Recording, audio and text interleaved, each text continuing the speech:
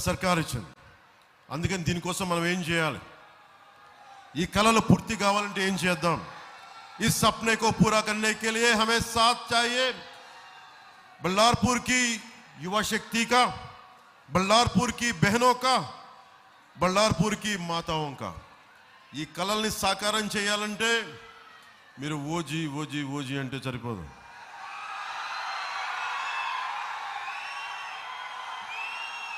ఓట్లు వేయాలి, రోడ్డు మీదకి రావాలి. నేను చేసి చూపించాను కదా. ఆంధ్రాలో వైసీపీ సర్కార్ని కొట్టామంటే మామూలు కొట్టామా? మళ్ళీ ఇంకోసారి హ్యాట్రిక్ కొట్టాలి ఇక్కడ మనం. అందుకనే మన సర్కార్ మహాయుతి సర్కార్ రావాలి, కేంద్రంలో ఎన్డీఏ సర్కార్ రావాలి. మీరు బలంగా నిలబడాలి.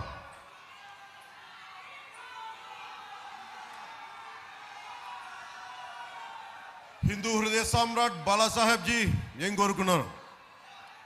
बाला साहेब ठाकरे जी चाहते थे एकजुट भारत, जिसे मोदी जी पूरा कर रहे हैं. बाला साहेब గారు కోరుకుంది ప్రాంతీయతలో బలంగా పెరుగుతూనే జాతీయవాదం పెరగాలి, సనాతన ధర్మం పరిరక్షింపబడాలి. అది మోడీ గారు చేస్తా ఉన్నారు. बाला साहेब ठाकरे जी चाहते थे राम मंदिर, जिसे एनडीए ने नरेंद्र मोदी जी नेतृत्व में पूरा करके दिखाया. एनडीए उनकी हर इच्छा को पूरा करने में लगी है और उसे चाहिए आपका साथ. अब ये महाराष्ट्र की जनता निर्णय लेगी कि हमें बटना है और कमजोर होना है या जुड़ना है और मजबूत बनना है. మనం కలిసి ఉందామా విడిపోదామా, బలహీన పడదామా? కలిసి ఉందామా బలపడదామా? కలిసి ఉండాలంటే మన సర్కార్ రావాలి. సుధీర్ భావ్ అద్భుతంగా గెలవాలి. ప్రతి ఒక్కరు మహారాష్ట్రలో మహాయుతి సర్కార్కి మనందరం బలంగా నిలబడాలి. నేను ఆఖరి వాక్యాలు నాకు ఇష్టం తెలుసు కదా. నా పిల్లలిద్దరూ మరాఠీలో మాట్లాడుతున్నా. నా పిల్లలిద్దరితోటి, నా కొడుకుతోటి, నా కూతురుతోటి. సో నాకు మరాఠీ చాలా గౌరవం. మహారాష్ట్ర మరాఠీ భాష, ఆ భాష మీద ఉన్న గౌరవంతో నేర్చుకొని మరి, ఎందుకంటే మన భారతదేశం ఎక్కడో జర్మనీ నుంచి మ్యాక్స్ ముల్లర్ భవన్ పెడితే మనం జర్మనీ నేర్చుకుంటాం. అలయన్స్ ఫ్రాన్సెస్ అని చెప్పి ఒక ఫ్రెంచ్ది పెడితే ఫ్రెంచ్ నేర్చుకుంటాం. మెకాలే వచ్చి ఇంగ్లీష్ చెప్తే ఇంగ్లీష్ నేర్చుకున్నాం. మన రాష్ట్రాలు పక్క పక్కన ఉంటాయి. మనకి తెలంగాణ పక్కన మహారాష్ట్ర ఉంటుంది, మనకు ఆంధ్రాకి ఛత్తీస్గఢ్ ఉంటుంది, ఒరిస్సా ఉంటుంది బార్డర్, తమిళనాడు ఉంటుంది, కర్ణాటక ఉంటుంది. కానీ మన భాషలు మనం నేర్చుకోవడానికి ఇబ్బంది పడతాం. భారతదేశపు ఐక్యత ఉండాలి అంటే అందరికీ కనీసం 4-5 భాషలు రావాలి. మన భారతదేశం బలంగా ఉండాలి. ఇందాక సుధీర్ బాబు గారు తెలుగులో ఎందుకు మాట్లాడారు? ఓట్ల కోసం కాదు. నేను మీ భావాల్ని పంచుకుంటున్నాను, మీతో కలిసి ఉన్నానని చెప్పండి. నేను మరాఠీ ఎందుకు మాట్లాడతాను? నాకు మరాఠీలో అధికారం అవసరం లేదు. ప్రజలు బాగుండాలి, ప్రజల అభివృద్ధి ఉండాలి, మహారాష్ట్ర అభివృద్ధి ఉండాలి. అది ఎలా చెప్పగలను?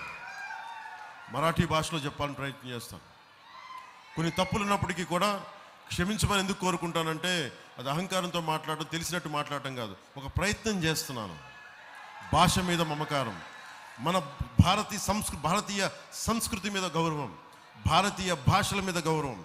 సనాతన ధర్మాన్ని కాపాడటం అంటే కేవలం భగవారంగు కాదు, రామ మందిరం కాదు. వాటితో పాటు మన భాష, మన యాస, మన మాండలిక, మన సంస్కృతులు. అందుకు అన్ని భాషలు ఇక్కడున్న తెలుగు వారందరికీ కూడా చెప్తున్నాను, మీకు మరాఠీ వచ్చు, హిందీ వచ్చు, మన తెలంగాణ మాండలికం వచ్చు. జనసేన సభ పెట్టినప్పుడు 2014లో గద్దరన్న గారి పాట పాడాను. బండెనక బండి గట్టి 16 బండ్లు గట్టి ఏ బండిలో పోతావు కొడుకో నైజాం సర్కారోడా. ఇవన్నీ మన భాష మీద ఇష్టం, భాష మీద గౌరవం.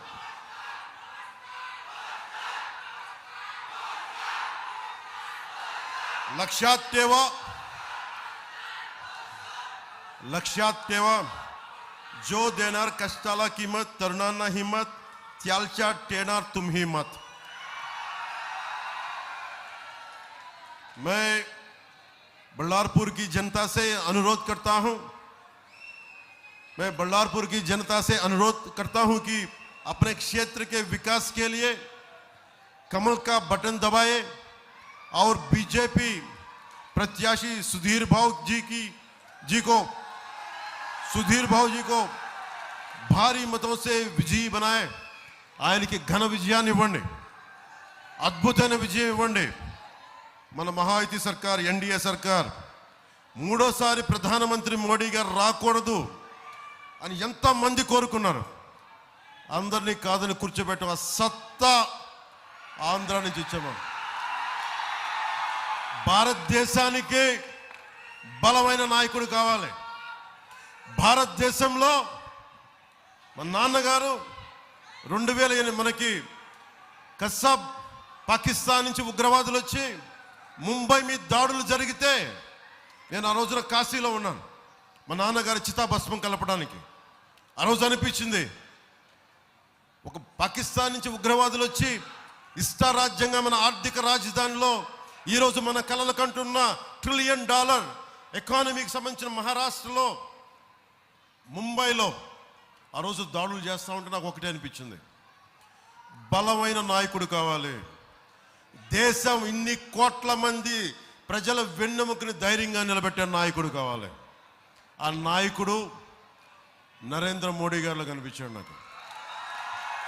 ఇప్పుడున్నాయా